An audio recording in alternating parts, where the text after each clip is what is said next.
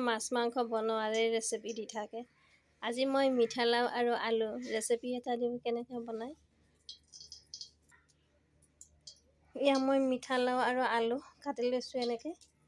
পিঁয়াজ দি লৈছোঁ, দুটা কেঁচা জলকীয়া, আদা নহৰু গোটেইখিনি দি লৈছোঁ। আৰু ইয়াতে লাগিব মোৰ জিৰা ধনিয়া পাউডাৰ অলপ।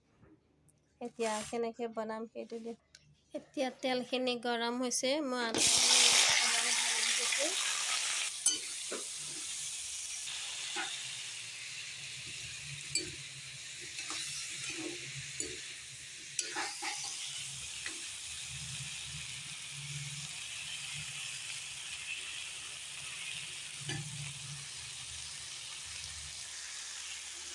হালধি, নিমখ আৰু জিৰা ধনিয়াৰ পাউডাৰ দি অলপ সময় ভালদৰে লাৰি থাকি গেছটো চিমত দি ঢাকনিখন লগাই দিব লাগিব। অকণমান পানী দি দিছোঁ, তেতিয়াহে মছলাটো মিক্স হৈ যাব।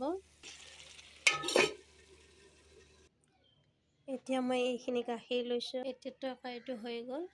গাখীৰখিনি এতিয়া মই তৰকাৰীটোৰ ওপৰত দি দিম।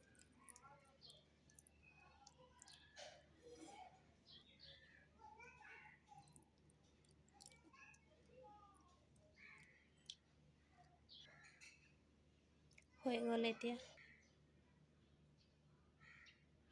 গাখীৰটো আপোনালোকে যিকোনো গাখীৰে দিব পাৰে।